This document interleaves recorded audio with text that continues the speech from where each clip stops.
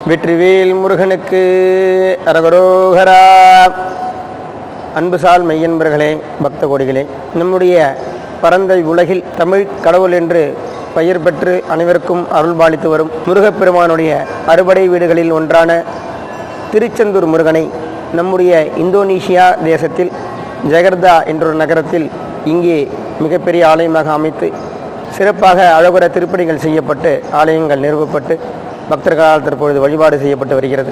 இந்த ஆலயமானது ஜகர்தாவில் இருக்கக்கூடிய பகுதியிலே இருந்து வருகின்ற பக்தர்களுக்கு அருள்பாலித்து வரும் ஸ்ரீ திருச்செந்தூர் முருகப்பெருமானாக விட்டு கொண்டிருக்கிறார். இவ்வாலயத்தில் செல்வ விநாயகர் என்றொரு விநாயகர் சன்னதி மற்றும் புவனேஸ்வரி அம்மன் பார்வதியினுடைய அவதாரமாக தென் தமிழகத்திலே நவராத்திரி என்று சொல்லக்கூடிய அந்த குழு திருநாளுக்கு ஏற்ற அம்மனாக விளங்கக்கூடிய புவனேஸ்வரி அம்மனுடைய சன்னதியும், சிவ தலமாகிய சிவன் பார்வதி நந்தியம் பெருமானோடு பிரதோஷ நாயகராக இங்கே வீட்டிருக்கிறார். மற்றும் ஒரு சிறப்பு, வைணவ ஆலயமும் ஒரே ஆலயத்தில் அமைந்திருப்பது மீண்டும் ஒரு சிறப்பு. மகாலட்சுமி அம்பிகா சமேத ஸ்ரீனிவாச வெங்கடேச பெருமாள் இங்கே வீட்டிருக்கிறார். மற்றும் மகா ராம பக்தர் என்று சொல்லக்கூடிய மகா ஹனும பெருமானும் இங்கே அமர்ந்திருக்கிறார். மேலும் ஒரு தனிச்சிறப்பு என்னவென்றால், இவ்வாலயத்திலே லிங்கம் அஷ்டோத்திர சதலிங்கம் என்று சொல்லக்கூடிய 108 லிங்கங்கள் சேர்ந்த ஒரே உருவமான லிங்கமானது இங்கே பிரதிஷ்டை செய்யப்பட்டுள்ளது.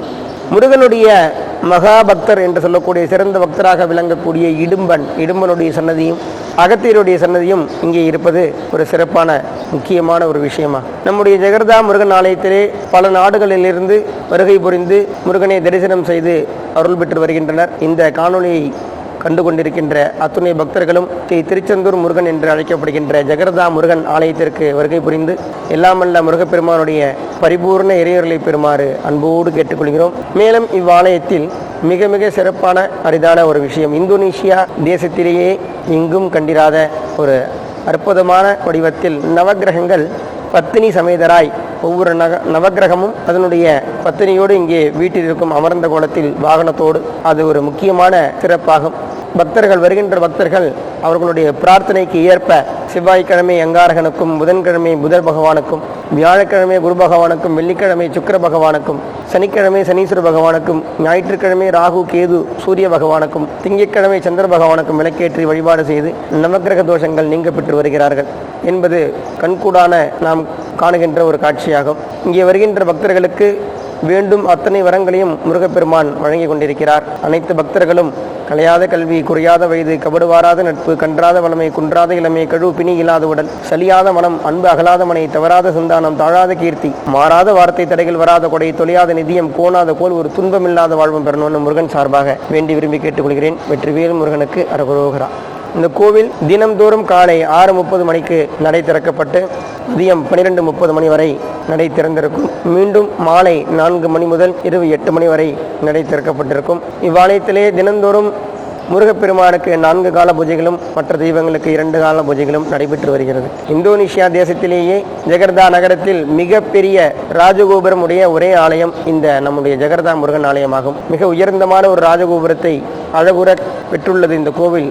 இதை அனைவரும் கண்ணார கண்டுகளிக்க வேண்டும். பிரதி மாதம் சங்கடகர சதுர்த்தி என்று சொல்லக்கூடிய நிகழ்வு விநாயக பெருமானுக்கும், மாதந்தோறும் வருகின்ற சுக்லபக்ஷ சஷ்டி, கிருஷ்ணபக்ஷ சஷ்டி என்று சொல்லக்கூடிய தேய்பிரை மற்றும் மலர்பிரை சஷ்டிகளில் முருகப்பெருமானுக்கு சிறப்பு அபிஷேகமும், பிரதி மாதம் வருகின்ற கிருத்திகை நட்சத்திரத்தில் ஸ்நபன பூஜை என்று சொல்லக்கூடிய கலச பூஜை, கலச அபிஷேகம் முருகன் பெருமானுக்கும், பிரதி மாதம் பௌர்ணமி தினத்தன்று சிறப்பு அபிஷேகம் மற்றும் லலிதா சகஸ்ரநாம அர்ச்சனை புவனேஸ்வரி அம்மனுக்கும், பிரதி மாதம் வருகின்ற 2 பிரதோஷங்கள் தேய்பிரை மற்றும் மலர்பிரதி பிரதோஷங்களில் பிரதோஷ நாயகர் சிவன் பார்வதி உள்ளிட்ட நந்தியம் பெருமானுக்கு சிறப்பு அபிஷேக ஆராதனையும், பிரதி மாதம் வளர்பிரை ஏகாதசி மற்றும் தேய்பிரை ஏகாதசியில் மகாலட்சுமி அம்பிகா சமேத ஸ்ரீனிவாச வெங்கடேச பெருமானுக்கு சிறப்பு அபிஷேக ஆராதனையும், பிரதிமாத அமாவாசை தினத்தன்று மகா ஹனுமமூர்த்தி என்று சொல்லக்கூடிய ஆஞ்சநேய சுவாமிக்கு சிறப்பு அபிஷேக ஆராதனைகளும் நடைபெற்று வருகிறது. ஒவ்வொரு சோமவாரமும் இங்கே இருக்கக்கூடிய சகஸ்ர லிங்கத்திற்கு, அஷ்டோத்திர சதலிங்கத்திற்கு ஒவ்வொரு மாதமும் ஒவ்வொரு வாரம் வருகின்ற சோமவார தினத்தன்று அஷ்டோத்திர சதலிங்கத்திற்கு சிறப்பு அபிஷேகமும் மற்றும் அத்துணை தெய்வங்களுக்கும் தினந்தோறும் வழிபாடுகளும் நடைபெற்று வருகிறது. கந்த சஷ்டி பெருவிழா.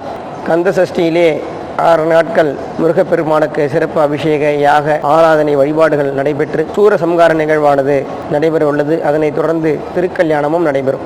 மற்றும் ஒவ்வொரு மாதமும் இருக்கக்கூடிய அத்துணை சிறப்பு விசேஷங்களும் இங்கே நடைபெற்று வருகிறது. நவராத்திரி பெருவிழா என்று சொல்லக்கூடிய 9 நாட்கள் திருவிழாவும் இங்கே நடைபெறும்.